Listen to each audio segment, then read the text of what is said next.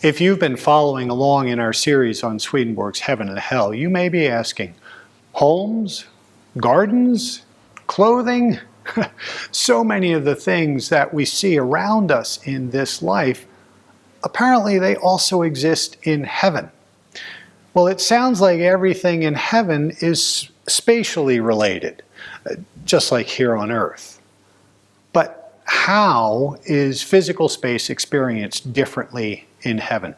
That's exactly what we will explore today. A spoiler alert, in heaven, space isn't what it seems. Like so many other aspects of heaven, it's about the inner state of the angels.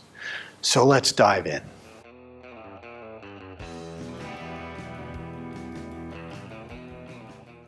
Swedenborg explains that in heaven, things seem to exist in space. There are gardens, there are homes, there are paths, there are courtyards.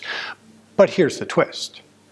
Angels have no concept of space or distance as we understand it. Instead, everything is defined by their inner states, by their love, their wisdom, and truth. In the spiritual world, movement isn't about taking steps, it's about changes in your inner state. Do you want to be closer to someone?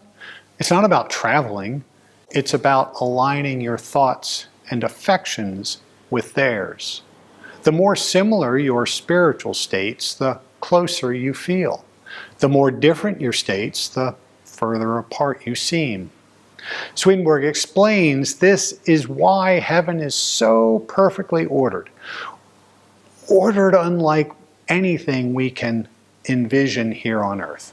Communities form naturally based on spiritual harmony with like-minded angels drawn together.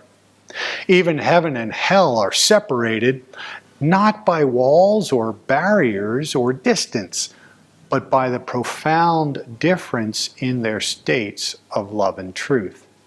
Swedenborg offers this fascinating example.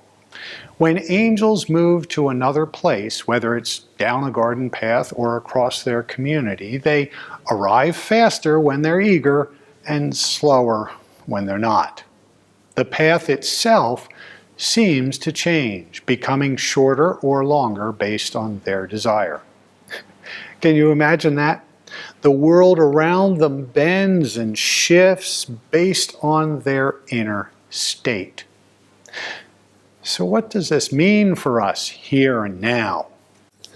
Well, it's another powerful reminder that our inner state shapes our reality.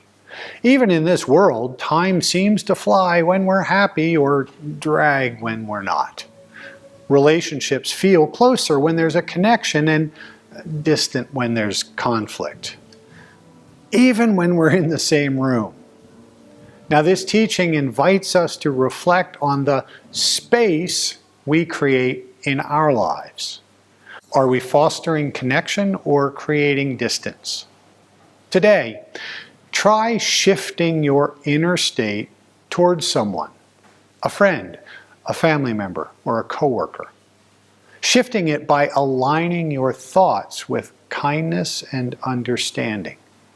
Notice how even this simple shift can transform your sense of closeness without a word being spoken.